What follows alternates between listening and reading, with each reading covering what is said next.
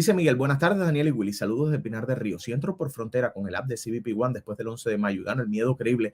¿Entro con parol o es cuestión de suerte? Bendiciones.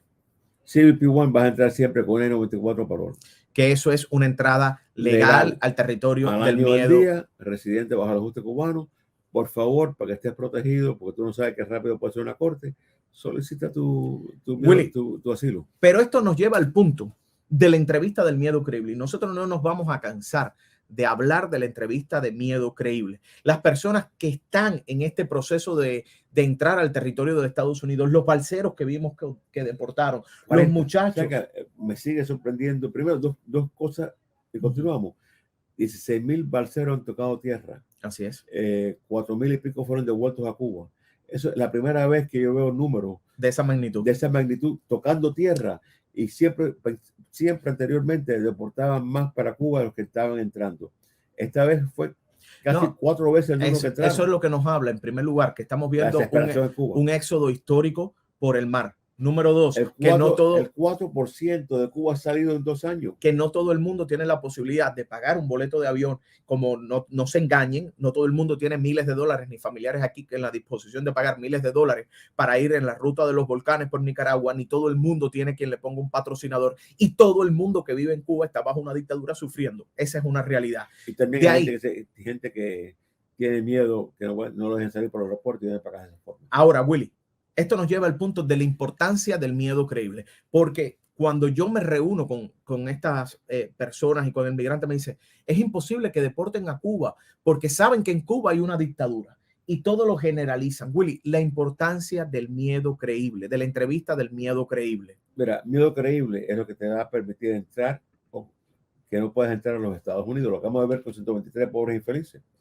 Muy importante que tú tengas en tu mente por qué te fuiste de Cuba.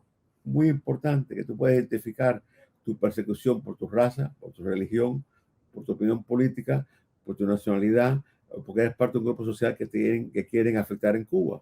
Entonces, mira, por ejemplo, cuando tú dices lo saben todo, no es una buena idea. ¿Cómo es que saben tu opinión política? Siempre te da el cuento del barbero, que fue uno de mis casos favoritos. En la barbería hablaban de todo tipo de problemas.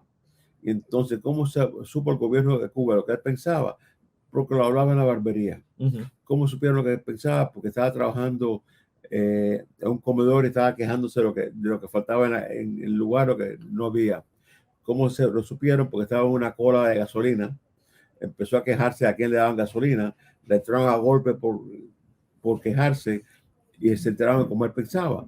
Siempre tienes que pensar cómo es que el gobierno supo de tu opinión política y qué tipo de represalias tomaron contra ti. No basta con que usted diga en Cuba hay una dictadura. Correcto. Tienes que explicar lo que no puedes decir. Yo siempre he sido, mi familia siempre estuvo opuesta al gobierno. Bueno, ¿de qué forma?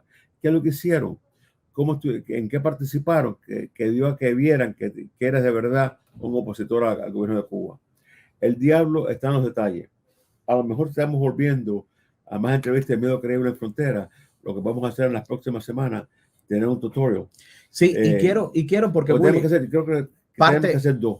Uno para el tema del miedo creíble y uno más sobre el tema de los paroles humanitarios, cómo está funcionando. Tenemos que ir a ese punto, pero quiero también, Willy, que la gente sepa que como parte de este plan integral en la frontera van a estar estos asilos expeditos. Y los asilos expeditos, el primer punto es la entrevista de miedo creíble. No basta con que usted diga, yo vivo en una dictadura, yo estoy viviendo... O siempre he sido independiente, o siempre que he pensado en la democracia, siempre he querido venir a los Estados Unidos.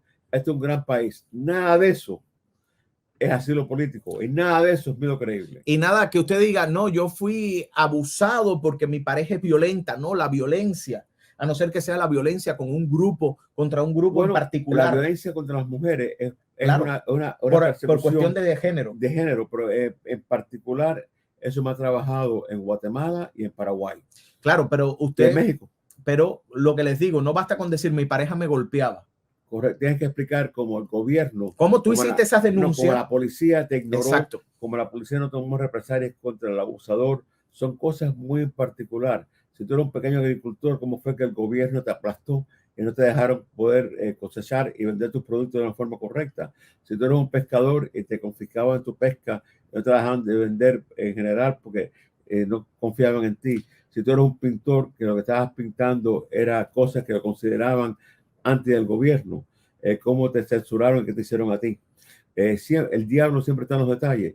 Y si regresamos a asilos rápidos en frontera, el 90% de los asilos en frontera se pierden porque son en detención.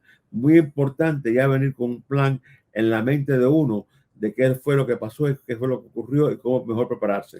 José Enrique, los cubanos pueden entregarse cuando quiten el título 42 y le hacen el miedo creíble, y si tienes prueba de que estás huyendo, pasas para los Estados Unidos. Puede ser. Puede ser y puede ser que no. Entienden que en la frontera, y vamos a estar claros, es a discreción. Para los cubanos quieren que apliques para CBP1 y para parol humanitario. Exacto. Dice aquí Rafael, era I-220A con fecha de corte hasta ayer, que me dieron un parol en ICE por 8 meses, hasta mi corte en noviembre. Cumplo el año en agosto. ¿Debo aplicar a USCIS o a la corte o pido moción a la corte? Tú con un parol aplicaría, depende de quién sea el juez, pero siempre es más seguro cerrar el caso. Siempre es bueno que veas a un abogado. Y que sepas quién es el juez, porque hay jueces que te pueden dar fecha más temprano y jueces que no te van a, que no quieren involucrarse y prefieren cerrar el caso. Mira, uno de los jueces esta mañana con un caso de parol, que era parol después de 220A, me dio corte para septiembre para la residencia. Dice Kevin Garlobo, si tienes I-220A segunda casilla el 7 de junio, cumple el año y fecha de corte el 27 de julio, ¿qué debo hacer, por favor? Primero, presentarte en la corte. Segundo, yo espero que has presentado un asilo. Yo no presentaría la residencia hasta que no hables hasta que no sepas si el juez tuyo es uno de los que acepta residencia. Yo a veces someto la residencia para generar el permiso de trabajo y a veces, dependiendo quién es el juez y qué tan rápido sea la corte, someto la residencia para argumentarla. Mira, hoy, parte de los casos que tuve hoy, sí, hay 2 casos de 220A. Qué bueno que estás trabajando. Con 2 jueces, sí, que una maravilla. Con los 2 jueces principales hoy, las 220A no me la aceptaron, pero me dieron fecha para cortes finales para el 2024 y 2025, que me da mi tiempo para que la 220A sea residencia y no demore el caso para que no me afectara de una forma negativa el reloj de los permisos de trabajo. Dailer Purniel. Hola Daniel y Willy, ya casi cumple el año. Vivo en Miami, necesito ir a Kentucky donde vivía para buscar mi récord policial. ¿Puedo ir en avión? Yo entré con parol de 60 días ya vencido. Si tienes la licencia de conducir de la Florida, te digo que sí. Pero si no tienes licencia de conducir el permiso de trabajo, te diría que el aeropuerto siempre es un riesgo. Dice Carla, mi corte es en Omaha, Nebraska. Jueces Mayor Abby Lee acepta la I-220A para la residencia. Que yo sepa, ningún juez en Nebraska está aceptándolo, pero es una buena corte. Yo he ganado asilos en Nebraska. Dice, ¿puede hablar un poco sobre la visa juvenil? Tengo 19 años. ¿Qué sabes de eso, Willy? Bueno, mira, la visa juvenil en realidad es una I-360 para las personas menores de 18 años.